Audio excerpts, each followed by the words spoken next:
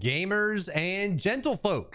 Today we're going to cover some tips on how to survive the latest August update for Phasmophobia Exposition.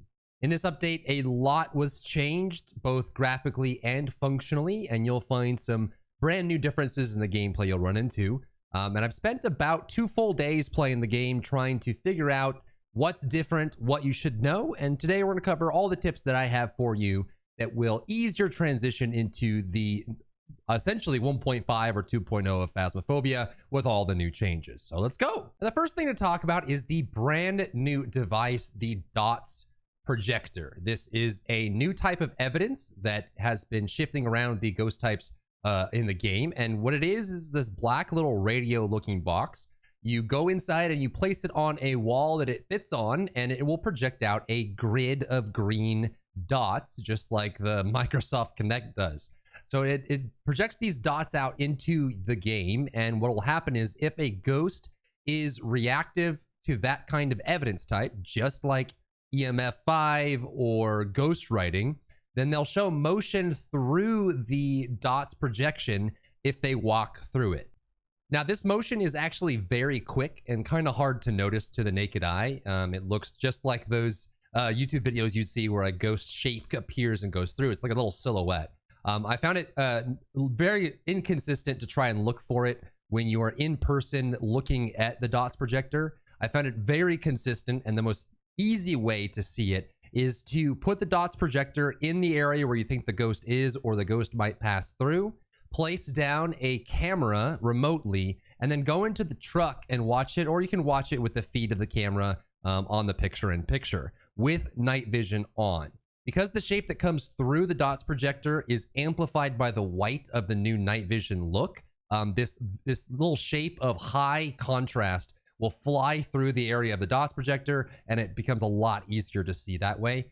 That doesn't happen very often. Even if the ghost is nearby, sometimes it won't trigger. So you have to be pretty patient with it in this update. So just kind of stare at it for a good couple of minutes if you can, and see if you see that motion going through. But it's pretty obvious once you see it. And just so I'm not leaving you guys in the darkness, this is what you'll see when it passes through the D.O.T.S projector with night vision on. And again, in slower motion, you'll see it progress from the right side of the screen to the left. It's like a walking person. Usually a white shape will appear, and this is the easiest way that I found to see the D.O.T.S projector motion. So if you see that, go ahead and mark down D.O.T.S projector. Only a couple of them have it available, and it's pretty obvious once you find it. So that's going to be the new evidence type, the D.O.T.S projector. Here it is again, just from a different angle on a different mission so that you can see what it looks like. You'll see from the left to the right, the D.O.T.S projector image will walk across in a white silhouette shape.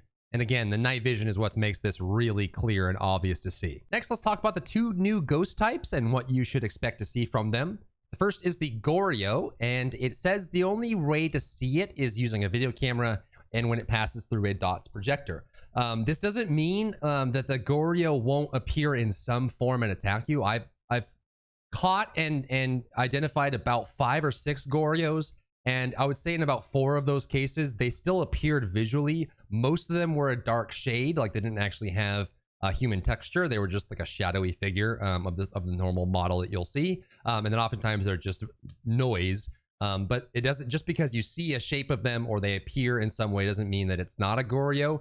You still want to do the evidence of EMF level 5, fingerprints, and D.O.T.S projector. And the strength here is important to note. A Goryo will usually only show itself on camera if there are no people nearby. I've tried this myself, and it does seem to be the case where if you use a remote camera from the truck, it's easier to see the Goryo. When you're up close, you're not going to be able to see it as easily. And the weakness, they are rarely seen far from the place of death. They do kind of hover where their original haunting location is, and they just chill there, and they'll make tons of noise, but they don't wander very much. So that's something you can look out for. Next is the Myling. A Myling is a very vocal and active ghost, and this is pretty true. I've faced some of them that are kind of moderately active, and this is usually just with vocal tones and moving things around.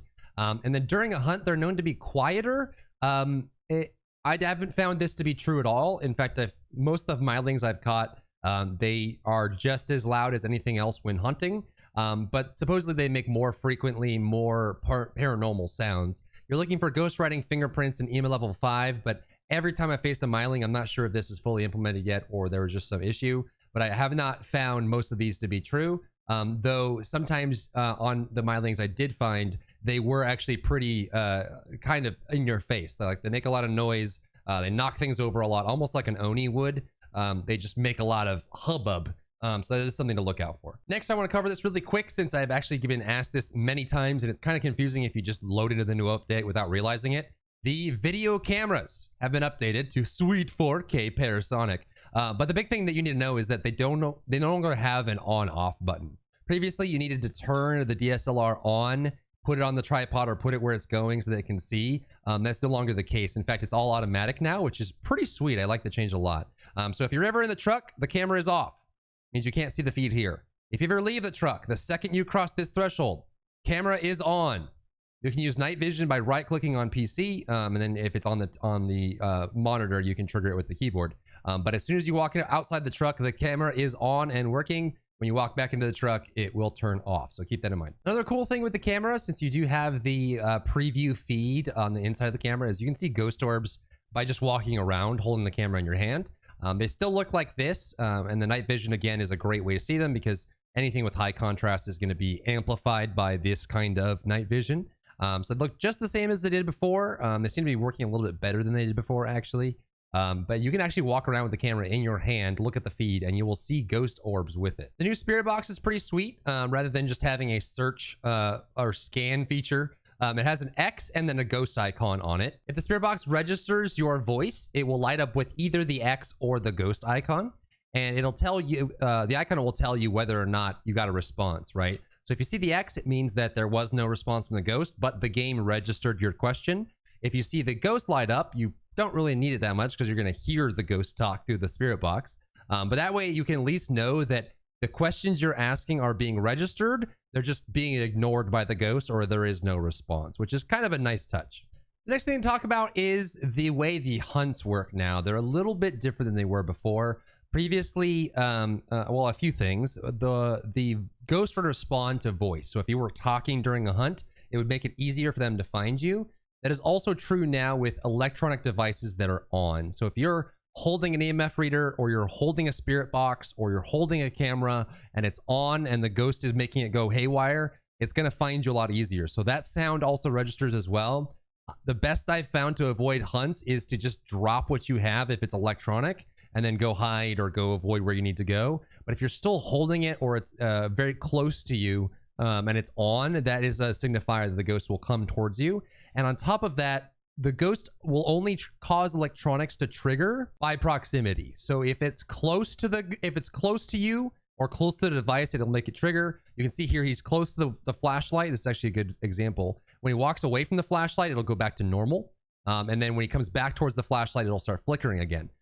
This is important to know because the way it used to work is the flashlight would flash on and off regardless of where you were to signify a hunt. If you're across the house or across the property and a hunt starts, your flashlight won't flicker at all. You actually won't have any reaction from your electronic devices. So keep that in mind. It's also kind of useful to place devices around the area, EMF readers and such, where that way you can know where the ghost is. I've actually started putting EMF readers on stairs and alleyways so that if the ghost runs towards that specific EMF reader during a hunt, I'll know where it is because the EMF reader goes off. So it's actually pretty useful. Another thing to think about is you will no longer hear footstep sounds by default. This is a huge change and actually is a big change to how I play the game because I used to rely on the random footsteps that you hear in the house to just very easily locate the ghost. The way it works now is there's only two ways to hear footsteps. One, if the ghost has recently stepped in salt, you'll hear footsteps until that salt wears off. Or two, you can use the parabolic microphone.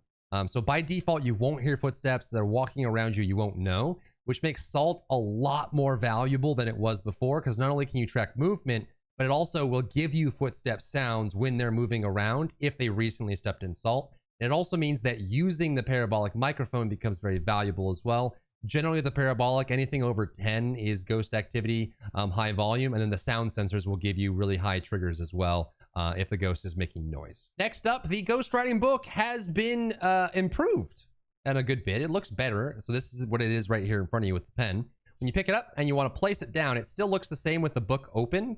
However, with one major difference, well, I guess two major differences. It'll have the pen on top. which is really nice because what happens is there's a cool new animation when the ghost is writing in the book. The book will actually pick up and float off the ground. The pen will magically float and start writing and then making a very loud writing noise, and then it'll land down. And when it's done, the pen will be on the floor or next to the book. So if you walk by a book and you see a pen on it, it means it hasn't been interacted with. If you hear writing sounds, you can know that they're writing in the book currently. And the next thing to know is that the writing that's actually in the book is significantly darker than it was before. So you want to kind of crouch in and look at the books. It's pretty subtle.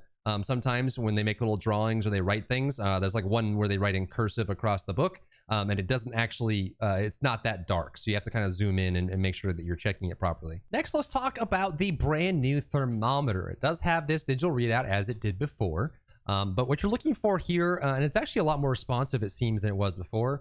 It'll light up. If you get any kind of ghost activity, it will usually range between 3 and 8 degrees Celsius. Anything higher is not really ghost activity, I've found.